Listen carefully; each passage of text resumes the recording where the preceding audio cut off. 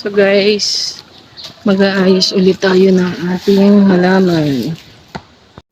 Ito, ganyan siya kagulo.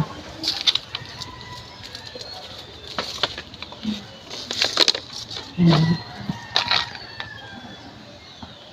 Check ng ating mga halaman. Ayan. Dry, hindi pa rin siya tumatayo kasi medyo matagal ang process niya. Pero yun, nakatayo na.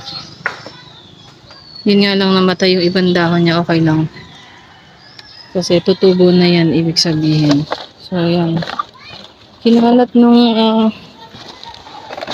yung kapitbahay namin may problema sa pag-iisip. Yan. Dry na, hindi ko pa nandidiligan. So, yun. Ayusin natin yan.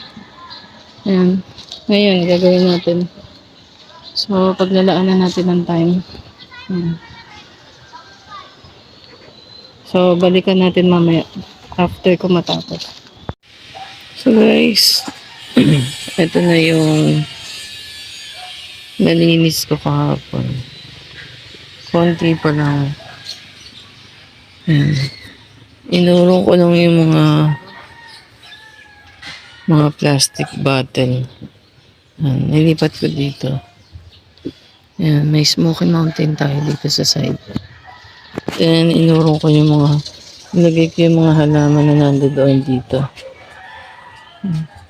Hindi ko pa naayos. Inurong ko pa lang kasi yan. So, uunahin ko linisin to. Tatanggalin ko lahat ng mga empty na paso. Then, dito ako mag-assemble. Dito ako re-repat ng mga halaman. Para dito okay na. Malinis na dito. Yan.